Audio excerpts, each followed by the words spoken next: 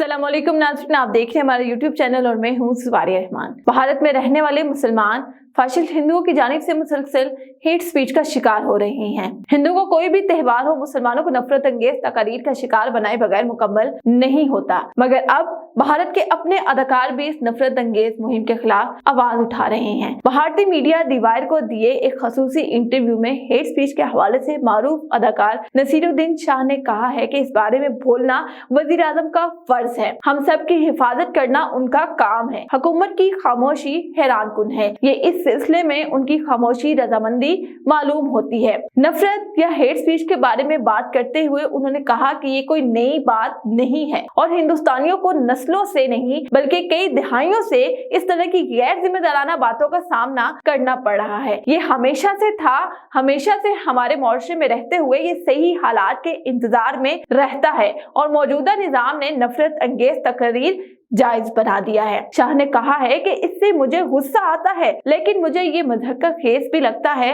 जब लोग मुझे पाकिस्तान जाने को कहते हैं। उन्होंने ये भी कहा कि हुकूमत कैसे तमाम नाकदीन को मुल्क दुश्मन कहती है। मुल्क दुश्मन और टुकड़े टुकड़े गैंग के बारे में सारी बात ही मज़हक खेस है। यही वो हुकूमत थी जो हिंदुस्तान को टुकड़ों में तकसीम कर रही थी। नसीरुद्दीन शाह ने यह भी बताया कि किस तरह हिंदुस्तानी अक्सर और बगैर सोचे समझे एक दूसरे के बारे में बेहूदगी और सफाकी से बात करते हैं, जैसे मोदी का शशि थरूर की अनजानी बीवी सुनंदा पुष्कर को 50 करोड़ गर्लफ्रेंड कहना। शाह ने कहा कि ये सोच की कमी है और इस बात से इत्तेफाक किया गया है कि ये हिंदुस्तानियों को मगरूर, खुदगर्ज, नरगिसी और मतलब परस्त के तौर पर पेश करता है। वज़ीर आज़म मोदी का दावा कि हिंदुस्तान जमहूरियत की माँ है। नसीरुद्दीन शाह ने हिंदुस्तान के हालात को गैर एलानिया इमरजेंसी करार दिया। वो कहते हैं हम उस वक्त तक जमहूरियत होने का दावा नहीं कर सकते जब तक कि हम तमाम शहरी अपनी जिम्मेदारी का एहसास नहीं करते और जहर फैलाना